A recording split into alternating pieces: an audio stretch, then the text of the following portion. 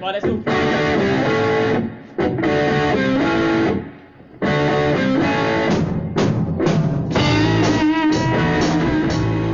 Hi guys, welcome to today's lesson on Perfect by Ed Sheeran. I'm going to go through just the solo. It's a really cool, simple solo in the key of A flat major, or F minor, depending on your philosophical bent. I'm just going to run through the solo. So what you're going to hear is you're going to hear me playing the solo at tempo, but with no backing. Obviously, listen to the track and you'll hear it at tempo with the backing, but I thought I'd just throw it on here with no backing. Okay, and then we'll just go through the solo.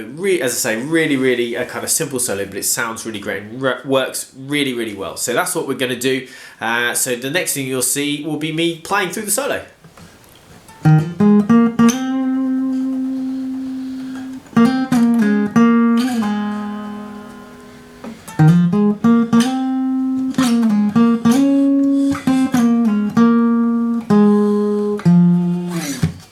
Okay, so that was me playing it through with no backing. I'm actually playing this on my acoustic, as you can probably tell. I actually played that with my fingers. Obviously, you could play it with a pick as well.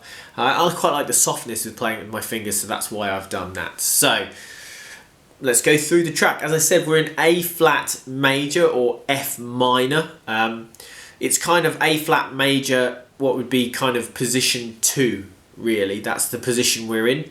Which would be position 3 F minor. So if you know those positions, then it's there. Basically, the scale shape would be here. Oh, if I play it right, we're using that, and then we're actually using the next part of this scale, which would be here.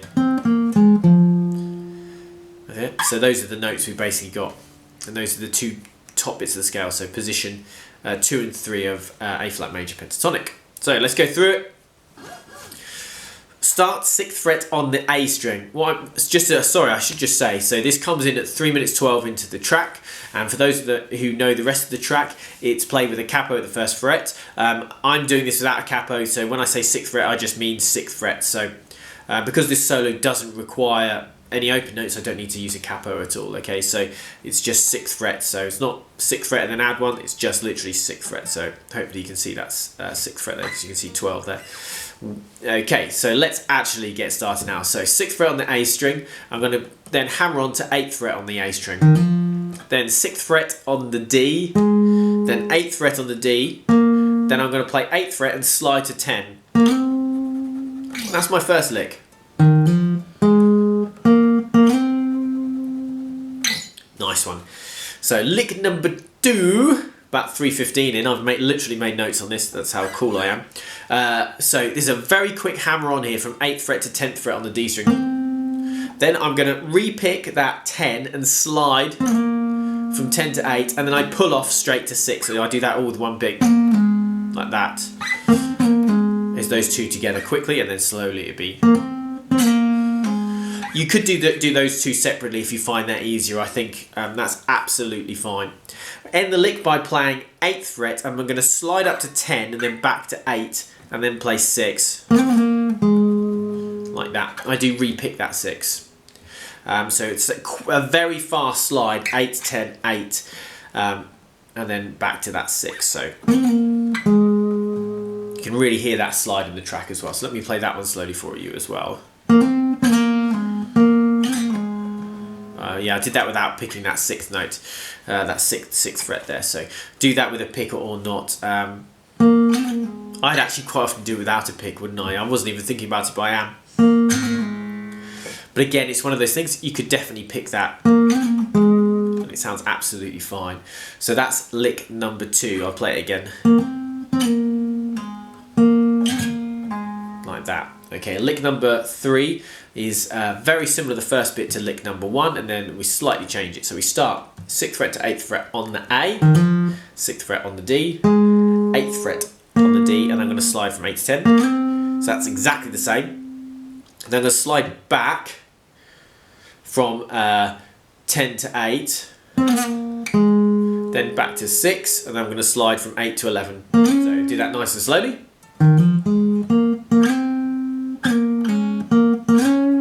And then the final lick, I'm going to get into 10 on the D. I'd actually probably slightly slide into that but that it's very hard to tell whether he actually is sliding to that. That's something that I do sometimes. Then what I'm going to do is I'm going to go from 10 to 8 on the D string, and that is with a slide. Then 6 on the D, then 6 to 8, could do it with the hammer on, then 6, and then it's really hard to hear, but I feel like there's an F note there, which is 8th fret on the A string. But if you don't want to play that final note, I can understand that. So basically that final lick, so lick 4, would start on 10, very quick slide from 10 to 8, 6, and then 6 to 8, 6, and then I like to play an 8 there, but it's quite hard to hear. I feel like there is an 8 there though. So let me play through the solo one more time, really, really nice and slowly.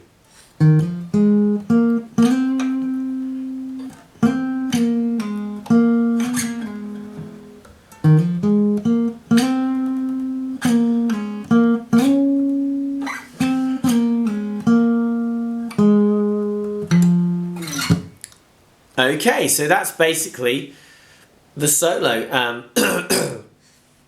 There's a couple of bits where what I'm doing is sliding and pulling off, and so it's quite a long note. So if you're more of a beginner, then that will be much more difficult, and you could just play the notes through. But for proper accuracy, it definitely sounds like it's mostly legato, which is the snazzy name for that.